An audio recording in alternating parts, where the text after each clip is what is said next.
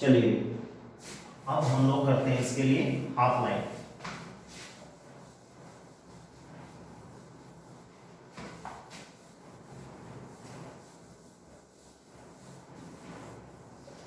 Most important topic है half life. Paper में generally सवाल आ जाता है, कॉम्पिटिटिव एग्जाम्स में आ जाता है और बोर्ड में भी जनरली सवाल आ जाता है, इसलिए ध्यान से देखेंगे, इसको ध्यान से सुनेंगे। देखिए भाई, सबसे पहली बात तो आप लोगों को कुछ फार्मूले हैं वो टिप्स पे होने चाहिए। सबसे पहला तो आप लोगों का इंटीग्रेटेड रेट ला इक्वेशन वाला ही था कि अगर आपको इंटीग्रेटेड रेट ला इक्वेशन लिखनी है तो a not 1 minus N plus N minus 1 K T, ये आपकी जब n फर्स्ट ऑर्डर नहीं है तब एप्लीकेबल है। फर्स्ट ऑर्डर के लिए क्या होती थी, ln a is equal to ln a not minus में के टी। ये बातें आप लोगों को याद होनी चाहिए अच्छे से, सिर्फ दो ही इक्वेशन, कोई ज्यादा नहीं है। चलिए भाई, नेक्स्ट आता है हमारे पास हाफ लाइफ टाइम। देखो भाई, कोई भी रिएक्शन है जिसमें रिएक्टेंट से प्रोडक्ट बनता है, रिएक्टेंट से प्रोडक्ट बनता है हमारे पास, और आप लोग जानते हैं जैसे जैसे आपकी रिएक्शन प्रोसीड हो रही होती है रिएक्टेंट की कंसंट्रेशन कम हो रही होती है। सपोज करते हैं हमारे पास इनिशियल कंसंट्रेशन इतनी है, ये रिएक्टेंट की इनिशियल कंसंट्रेशन है, ये कंसंट्रेशन की बात कर रहा हूं मैं टाइम के साथ। इनिशियल कंसंट्रेशन इतनी है, उसके बाद कुछ टाइम बाद कंसंट्रेशन आ गई इतनी। मैं एक स्केल ही दे देता हूं इसको, 1 2 3 4 5 6 7, ठीक है भाई। ये दे दिया हमने, इधर हमने दे दी कंसंट्रेशन मोल पर लीटर जो भी देगा। इनिशियल आपकी कंसंट्रेशन ये है, फिर कुछ टाइम बाद आपकी कंसंट्रेशन होगी इतनी, फिर उसके कुछ टाइम बाद कंसंट्रेशन होगी इतनी, फिर उसके कुछ टाइम बाद कंसंट्रेशन होगी इतनी। सपोज ये आपका हुआ 5 सेकंड पे, ये कंसंट्रेशन थी आपकी 10 सेकंड पे, ये थी 15 सेकंड पे, और ये थी 20 सेकंड पे। 20 सेकंड पे आपकी जो रिएक्टेंट की कंसंट्रेशन है वो हाफ रहेगी, या मैं कह सकता हूं हाफ ऑफ द रिएक्टेंट जो है वो कंज्यूम हो गया, या फिर दूसरी टर्म्स में बात करें कि हाफ ऑफ द रिएक्टेंट जो है वो बचा हुआ है। देखो देखो ध्यान से सुन, ये मत कहना कि half of the reactant consume हो गया तो half of the product form हो गया होगा, नहीं, क्योंकि आप लोग जानते हो जब एक रिएक्शन होती है तो एक रिएक्टेंट में जरूरी नहीं है सिर्फ हमारे पास जो मेन मेजर प्रोडक्ट हमारा वो बन रहा हो, कई बार साइड बाय साइड दूसरे प्रोडक्ट्स भी बन रहे होते हैं। तो हम ये नहीं कह सकते कि जो डिजायर्ड प्रोडक्ट है रिएक्टेंट की हाफ कंसंट्रेशन कम होने से प्रोडक्ट भी जो डिजायर्ड प्रोडक्ट वो भी हाफ बन गया होगा, उसको हम हाफ लाइफ टाइम नहीं कहेंगे। हाफ लाइफ टाइम हम उसको कहेंगे वो टाइम जिसमें रिएक्टेंट की कंसंट्रेशन हाफ कंज्यूम हो जाती है या फिर हाफ ऑफ द कंसंट्रेशन बची हुई होती है, that is known as the half life. मैं फिर बता रहा हूं भाई, हाफ लाइफ टाइम आप हमेशा रिएक्टेंट की टर्म में लिखोगे, प्रोडक्ट की टर्म में हाफ लाइफ टाइम नहीं लिखा जाता है। क्या लिखेंगे, that time in which half of the concentration of reactant consumed or remain, आधी बची हुई या फिर आधी कंज्यूम होगी।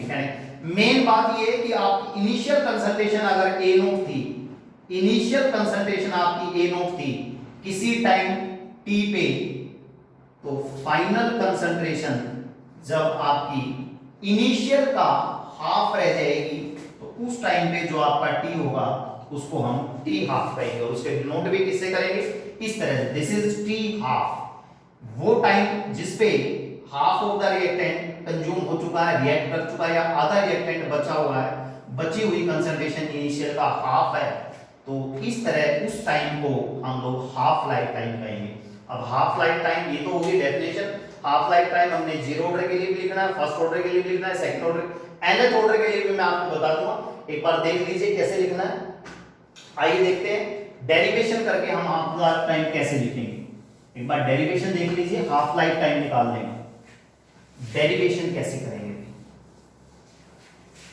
Half life time. पहला है for zero order reaction, for zero order reaction general equation अपने पास वही हो जाएगी ए टू बी। आपने let at time t is equal to 0, initially हम लोगों ने जो कंसंट्रेशन ले ली वो ए नोट ले ली, ठीक है। इंटीग्रेटेड रेट ये लिखने की बजाय पहले आप ये लिखो integrated rate law equation, integrated rate law equation. अगर ये जीरो ऑर्डर काइनेटिक्स है, इसके लिए जो आपकी इंटीग्रेटेड रेट ला इक्वेशन है वो ये होती है, बची हुई concentration is equal to initial concentration minus rate constant into में टाइम। देखिए सपोज इनिशियल कंसंट्रेशन आपके पास ए नोट है, जब आपका एट टाइम टी या एट टाइम टी इधर लिख लो, at time T is equal to 0 ये है। लेकिन जब आपकी कंसंट्रेशन बची हुई कंसंट्रेशन इनिशियल का हाफ हो जाएगी तो उस टाइम को आप लोग क्या कहेंगे, T half. T half means बची हुई कंसंट्रेशन इनिशियल का हाफ हो जाएगी। तो यहां पुट करेंगे using these values in equation 1, using these values in equation 1। Equation 1 के अंदर ये वैल्यूज आप पुट करो। बची हुई कंसंट्रेशन कितनी है, a not by 2 is equal to initial concentration कितनी थी, a not minus k into में टाइम को क्या कहेंगे जब बची हुई हाफ है, that is the t half. ठीक है भाई, इसको इधर ले आओ उठा के, ये पॉजिटिव में हो जाएगा, प्लस का हो जाएगा, ये a not minus a not by 2 हो जाएगा। यहां से अगर मैं t हाफ निकालूं तो 1 माइनस में से हाफ गया तो हाफ ही बचेगा पॉजिटिव का, a नोट बाय 2 और k नीचे आ जाएगा। तो जीरो ऑर्डर रिएक्शन के लिए जो t हाफ है वो कितना आ जाएगा भाई, a नोट बाय 2k। कितना आ जाएगा, a नोट बाय 2k। यहां से ध्यान देंगे t half is directly proportional to concentration. कौन सी कंसंट्रेशन, इनिशियल कंसंट्रेशन। कौन सी कंसंट्रेशन है भाई, इनिशियल कंसंट्रेशन। इसका मतलब सुनो रे, सुनो ध्यान से, आपकी जीरो ऑर्डर रिएक्शन है, जीरो ऑर्डर काइनेटिक्स को ओबे कर रही है और आप एक बार उसके 2 मोल लेके चलते हो, एक बार आप उसके 10 मोल लेके चलते हो, तो हाफ लाइफ टाइम दोनों बार अलग अलग होगा, क्योंकि half life time zero order के लिए इनिशियल कंसंट्रेशन पे डिपेंड करता है। इनिशियल कंसंट्रेशन बढ़ेगी तो हाफ लाइफ टाइम भी बढ़ जाएगा। दूसरी बात, T half is inversely proportional to rate constant, यानी कि आपको 2 रिएक्शंस दे दी, जीरो, दोनों जीरो ऑर्डर हैं, उसमें से एक का रेट कांस्टेंट ज्यादा, दूसरी का रेट कांस्टेंट कम है। रेट कांस्टेंट ज्यादा होने का मतलब स्पीड ज्यादा है, तो जिसकी स्पीड ज्यादा है उसका हाफ लाइफ टाइम कम होगा, और जिसकी स्पीड कम है उसका हाफ लाइफ, भाई आधा स्पीड बहुत ज्यादा है तो इसका मतलब बहुत जल्दी उसका हाफ ऑफ द रिएक्टर जाएगा, तो हाफ लाइफ टाइम कम आएगा उसका, जल्दी कम टाइम में कंसंट्रेशन आप रह जाएगी। लेकिन अगर उसका रेट कांस्टेंट कम है, रिएक्शन स्लो चल रही है, तो बहुत टाइम बाद जाके उसका टी हाफ आएगा, यानी कि टी हाफ की वैल्यू ज्यादा होगी। समझ आ गई होगी भी आपको दोनों बातें। चलिए उसके बाद ग्राफ बनाते हैं हम लोग, टी हाफ और कंसंट्रेशन। कंसंट्रेशन और टी हाफ का अगर आपको ग्राफ बनाना हो तो देखिए इसको हम कंपेयर करेंगे y is equal to mx plus c से, चाहे आप इसको इधर ले लो टी हाफ, इधर ले लो कंसंट्रेशन, कैसे भी ले सकते हो। y is equal to mx plus में c, x पे हमने क्या लिया है भाई, कंसंट्रेशन, इनिशियल कंसंट्रेशन, और बाकी ये क्या हो जाएगा हमारा स्लोप। इंटरसेप्ट कितना है 0, यानी कि ओरिजिन से शुरू होना है, इन स्लोप पॉजिटिव है, m की वैल्यू पॉजिटिव है तो नीचे से ऊपर की तरफ जाएगा, इस तरह से ये आपका ग्राफ जाएगा। स्लोप जो होगा वो 1 बाय में 2k होगा, हो जाएगा भाई। ये जीरो ऑर्डर के लिए आपका हाफ लाइफ टाइम हो जाएगा। चलिए उसके बाद आगे बात करते हैं हम लोग। नेक्स्ट आता है फर्स्ट ऑर्डर रिएक्शन के लिए, half life time for first order reaction, half life time for first order reaction. First order reaction के लिए, फर्स्ट ऑर्डर रिएक्शन, इसके लिए हमने क्या निकालना है, हाफ लाइफ टाइम। चलिए कैसे निकालेंगे देखते हैं। एक मिनट, बंद तो नहीं होगी वीडियो। चलिए कैसे निकालेंगे देखो, वही पहले तो आपको इक्वेशन माननी पड़ेगी a टू b, उसके लिए इंटीग्रेटेड रेट ला इक्वेशन लिखनी पड़ेगी। इंटीग्रेटेड रेट ला इक्वेशन क्या हो जाएगी? Integrated rate law equation ln a is equal to ln a not minus में kd। देखो इसलिए मैं आपको कह रहा हूं ये आपको टिप्स पे होनी चाहिए, न्यूमेरिकल्स के लिए भी, और इस तरह से डेरिवेशन से बात करते हो तब भी आपको आनी चाहिए। At time t is equal to 0, जब time t is equal to 0 है तो हम मान के चलते हैं हमारी जो इनिशियल कंसंट्रेशन है वो a नॉट है, और at time t is equal to t half, जो बची हुई कंसंट्रेशन होगी बेटा वो a नॉट बाय 2 हो जाएगी। ऑब्वियस सी बात, जब कंसंट्रेशन हमारी हाफ हो जाएगी तो उस टाइम को हम t हाफ बोलेंगे। इन वैल्यूज को आप इक्वेशन 1 में पुट करोगे, using these values in equation 1 रखो। ln बची हुई कंसंट्रेशन हो जाएगी a not by 2 is equal to initial a not है माइनस के टी हाफ, इसको उधर ले आएंगे, के टी हाफ ये प्लस का हो जाएगा, ln a not minus ln a not by 2 हो जाएगा। चलिए आप लोग जानते हैं भाई ln a minus ln b, ln a by b हो जाएगा, ये हो जाएगा आपका a नॉट बाय 2, वो 2 ऊपर चला जाएगा, कैंसिल आउट हो जाएगा, तो k is equal to t half is equal to ln 2। यहां से अगर मैं इसको t हाफ को निकालूं तो t हाफ कितना हो जाएगा? ln 2 बाय में k, या फिर इसको मैं लिखूं 2.303 log ऑफ 2 बाय k, ऐसे भी लिख सकते हो, ऐसे भी लिख सकते हो।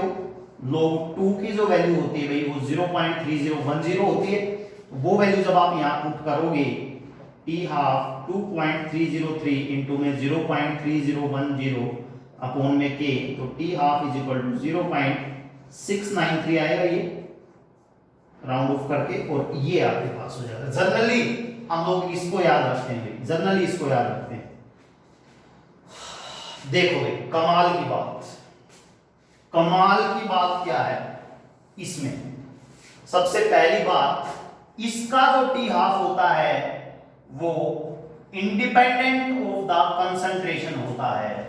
फर्स्ट ऑर्डर काइनेटिक्स में जो टी हाफ होता है वो इनिशियल कंसंट्रेशन पे डिपेंड ही नहीं करता। इसका मतलब अगर कोई रिएक्शन फर्स्ट ऑर्डर काइनेटिक्स को फॉलो करती है, आप उसका 100 मोल ले लो, 1000 मोल ले लो, 1 लाख मोल ले लो, जितने भी मोल ले लोगे उसका हाफ लाइफ टाइम हमेशा फिक्स रहेगा। इसका मतलब जितनी भी रेडियो एक्टिव रिएक्शंस होती हैं उन रेडियो एक्टिव रिएक्शंस के हाफ लाइफ टाइम कभी भी उनके अमाउंट पे डिपेंड नहीं करते। आपने रेडियो एक्टिव सब्सटेंस जितना भी चाहे जितना मर्जी ले रखा हो, हाफ लाइफ टाइम जितना उसका है उतना ही रहेगा। आगे बात समझ में। दूसरी बात लिख देता हूं, half life time is independent of initial concentration of reactant की इनिशियल कंसंट्रेशन पे डिपेंड ही नहीं करता। और रेट कांस्टेंट के साथ अगर हम रिलेशन देखेंगे तो रेट कांस्टेंट के साथ बिल्कुल सेम रिलेशन आएगा जो जीरो ऑर्डर के लिए था। क्या था जीरो ऑर्डर के लिए भी? कि इनवर्सली प्रोपोर्शनल होता है। तो चलिए दूसरा भी मैं लिख देता हूं, T half is inversely proportional to rate. ये तो हमेशा इनवर्सली प्रोपोर्शनल, ये तो याद रखना, कोई भी ऑर्डर की रिएक्शंस हो टी हाफ हमेशा रेट कांस्टेंट के तो इनवर्सली प्रोपोर्शनल होगा। स्पीड ज्यादा होगी तो टी हाफ तो हमेशा ही कम होगा। हाँ, कंसंट्रेशन पे देख लो, कंसंट्रेशन पे सिर्फ एक फर्स्ट ऑर्डर काइनेटिक्स ऐसा आएगा जिसमें टी हाफ कंसंट्रेशन पे डिपेंड नहीं करेगा, नहीं तो सब में डिपेंड करेगा। किसी में किसी तरीके से करेगा, किसी में किसी तरीके से करेगा जरूर, सिर्फ फर्स्ट ऑर्डर काइनेटिक्स में वो नहीं करता है, डिपेंड ही नहीं करता कंसंट्रेशन पे।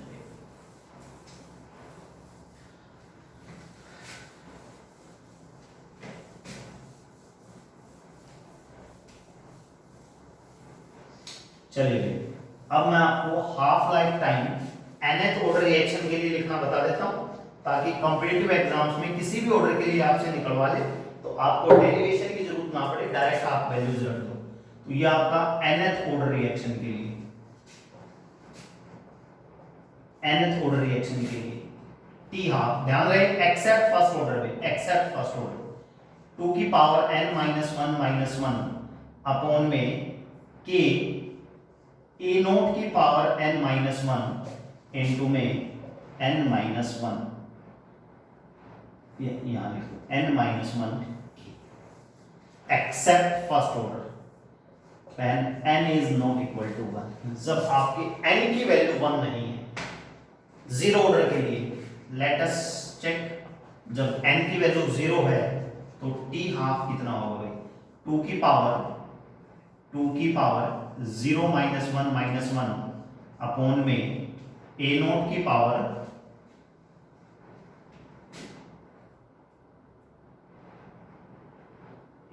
Power zero minus one into में 0 माइनस वन इंटू में k, तो क्या आएगा भाई, देखो ये हो जाएगा t half is equal to 0 minus one का मतलब 2 की पावर माइनस वन, माइनस 2 की पावर माइनस वन का मतलब 1/2 माइनस वन अपॉन में a नोट की पावर भी माइनस वन इंटू में ये हो जाएगा माइनस वन इंटू में k। अब देखो हाफ में से बन गया, ऑब्वियस सी बात है माइनस 1/2 आ जाएगा, a नोट को आप ऊपर लेके जाओगे तो a नोट की प्लस में हो जाएगी, ये नेगेटिव साइन है, ये लिख दिया मैंने, इससे ये कैंसिल आउट हो गया, तो t हाफ की वैल्यू कितनी आ गई यहां से a नोट बाय 2k, और यही आपको ध्यान जीरो ऑर्डर के लिए यही होती थी। सेकंड ऑर्डर के लिए लिखना चाहो, जब n की वैल्यू आपके पास 2 है वो लिखना चाहो तो लगाओ, n की वैल्यू जब 2 है तो t हाफ कितना हो जाएगा, 2 की पावर 2 माइनस वन अपॉन में a नोट की power 2 minus one into 2 minus one into में k, यहां से आपके पास t हाफ कितना हो जाएगा, 2 की पावर 2 माइनस वन, वो तो 2 की पावर 1 ही हो जाएगा, तो 2 माइनस वन अपॉन में a नोट यूं का रहेगा भाई और ये k हो जाएगा, तो t हाफ कितना हो जाएगा 1 बाय में a नोट इंटू में k। देखो मैंने कहा था सिर्फ फर्स्ट ऑर्डर के लिए डिपेंड नहीं करता, बाकी सब के लिए डिपेंड करता है, किसी तरीके से जीरो ऑर्डर के लिए डायरेक्टली प्रोपोर्शनल आती नहीं, सेकंड ऑर्डर के लिए इनिशियल कंसंट्रेशन का इनवर्सली रहता है, इनवर्स रिलेशन रहता है हाफ लाइफ टाइम के साथ, अगर वो इनिशियल कंसंट्रेशन बढ़ जाएगी तो हाफ लाइफ टाइम कम हो जाएगा, अगर आपने ज्यादा अमाउंट ले लिया तो कम टाइम में रिएक्ट कर जाएगा, और इसके तो इनवर्सली ही रहेगा। आगे आप लोगों को बात समझ में बेटा, इसके लिए भी वो आपसे ग्राफ निकलवा सकता, ग्राफ बनवा सकता है, तो आप जब ग्राफ बनाओगे इसके लिए जीरो ऑर्डर के लिए अगर आपको ग्राफ बनाना हो तो बिल्कुल उसी तरह का ग्राफ हो जाएगा, वही y mx + c, इधर आपको दे दिया t हाफ, इधर आपको दे दी कंसंट्रेशन, इंटरसेप्ट 0 ही रहेगा, तो ओरिजिन से शुरू होगी और सीधा ग्राफ जाएगा, स्लोप जो होगा वो 1 बाय में 2k होगा। ग्राफ जरूर ध्यान रखें, ग्राफ जरूर ध्यान रखें, इधर जो आपको देगा वो 1 बाय a नोट के साथ, जो इधर आपको कंसंट्रेशन देगा वो 1 बाय में कंसंट्रेशन देगा, सेकंड ऑर्डर के लिए 1 बाय में कंसंट्रेशन देगा, स्ट्रेट लाइन ग्राफ आएगा, स्लोप 1 बाय में k हो जाएगा उसके लिए, जब आप बना के देखोगे तो ये भी हो जाएगा आपका। तो ये था भाई आपका इंटीग्रेटेड रेट लाइफ इक्वेशंस और हाफ लाइफ टाइम। उसके बाद एक बिल्कुल छोटा सा टॉपिक है pseudo order reactions, pseudo order reactions.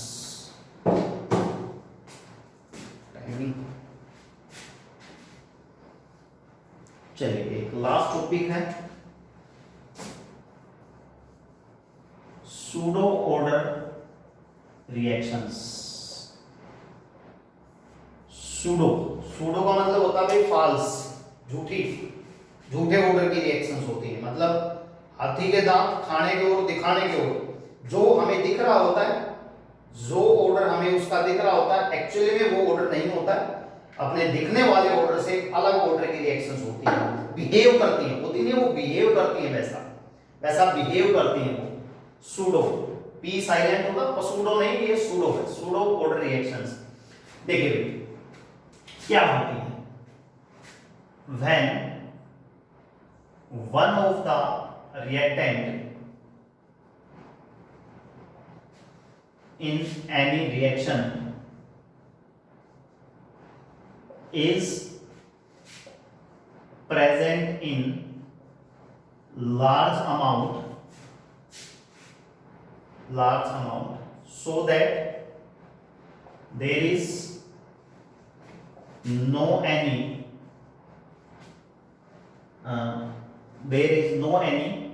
considerable change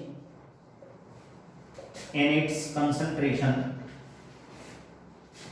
with time, then rate of the reaction becomes independent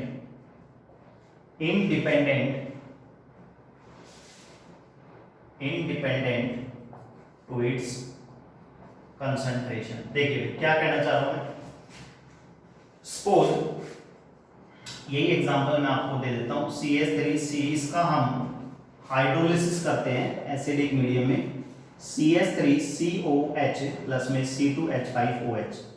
अगर मैं इसके लिए रेट ला इक्वेशन लिखूं तो वो हो जाएगी रेट कंसंट्रेशन CH3COC2H5 की इनटू में H2 होगी, ये होना चाहिए।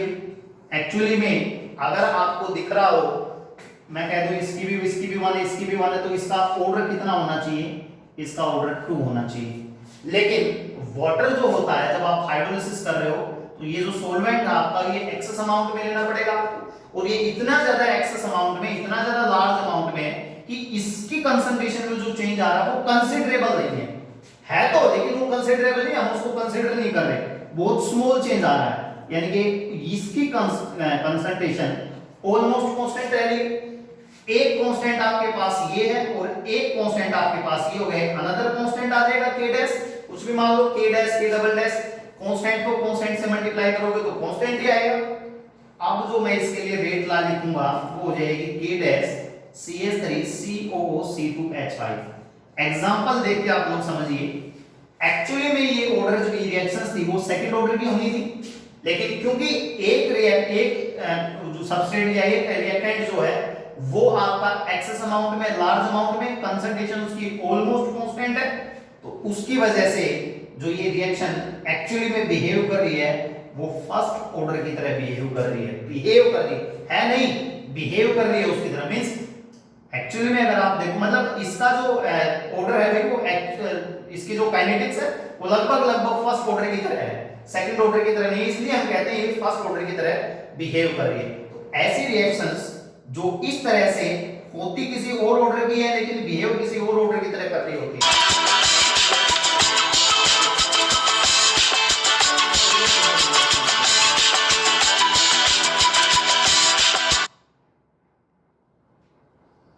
तो ऐसी रिएक्शंस को हम लोग सूडो ऑर्डर रिएक्शंस कहते हैं। तो ये जो रिएक्शन होगी भाई, ये pseudo first SEUDO pseudo first order reaction होगी। This is the pseudo first order reaction.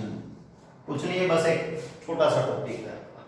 इसका दूसरा एग्जांपल अगर आपने लिखना है तो दूसरा बिल्कुल कॉमन सा एग्जांपल है भाई, शुगर केन का हाइड्रोलिसिस। एक तो ये हो गया ester hydrolysis, this is the ester hydrolysis, इसका एग्जांपल एस्टर हाइड्रोलिसिस हो जाएगा। उसके बाद भी शुगर केन का हाइड्रोलिसिस अगर आप देखोगे, या मोस्टली जितने भी हाइड्रोलिसिस रहते हैं सभी हाइड्रोलिसिस आपके होते किसी और ऑर्डर के और बिहेव किसी और ऑर्डर की तरह करते हैं, क्योंकि कंसंट्रेशन वाटर एज सॉल्वेंट जब है तो कंसंट्रेशन लार्ज रहेगी, उसकी कंसिडरेबल चेंज नहीं रहेगा। C12H22O11 ये आपका शुगर केन हो गया। हाइड्रोलिसिस करेंगे तो C6H12O6, एक तो आपका ग्लूकोज मिलेगा आपको और एक C6H12O6, एक आपको फ्रक्टोज मिलेगा। इसका भी जब आप रेट ला लिखोगे तो रेट कांस्टेंट इनटू में C12H22O11, सिर्फ इसकी कंसंट्रेशन पे डिपेंड करेगा। तो ये भी सूडो फर्स्ट ऑर्डर रिएक्शन हो जाएगी, ये भी pseudo first order reaction I hope आपको समझ आया हो। इसके बेस पे अब न्यूमेरिकल्स हैं, नेक्स्ट क्लास में मैं आपको इसके न्यूमेरिकल्स कराऊंगा। चलिए आज के लिए इतना ही।